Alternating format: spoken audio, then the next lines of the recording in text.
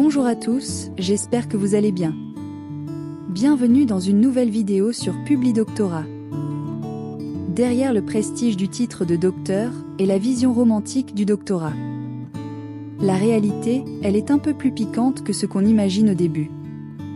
C'est le stress des rendus, les fichiers et documents qui s'accumulent, et ce sentiment de parfois ramer dans le vide sans voir le bout du tunnel. Dans cette vidéo, je vais partager avec vous toutes mes astuces et mes secrets pour dompter votre thèse, mais surtout, pour gagner votre doctorat tout en vous amusant dans le parcours. Tu as souvent l'impression que tes réussites sont dues à la chance et que quelqu'un va finir par découvrir que tu n'es pas à la hauteur. C'est le syndrome de l'imposteur, causé par une comparaison constante avec des chercheurs confirmés. Cette peur te paralyse et t'épuise à force de vouloir trop en faire pour prouver ta valeur. La solution est de réaliser que personne n'attend de toi que tu saches tout, mais que tu apprennes. Mon conseil: tiens un journal de tes victoires où tu notes chaque retour positif.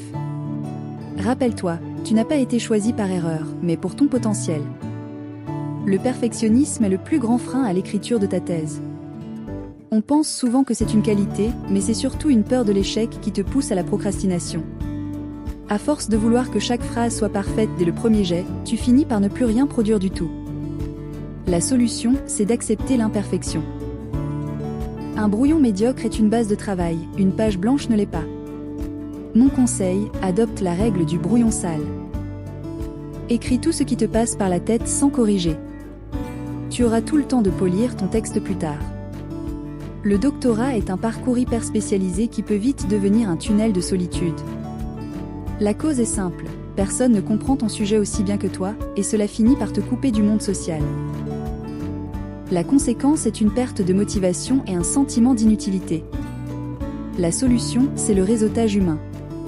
En échangeant avec d'autres doctorants sur tes doutes, tu réalises que tes galères sont universelles. Mon conseil, dédie 1 heure par semaine pour discuter avec un pair, même hors de ton domaine. Créer du lien, c'est redonner du sens et de l'énergie à ta recherche. On nous apprend qu'un bon chercheur doit travailler jour et nuit, mais c'est le chemin le plus court vers le burn-out.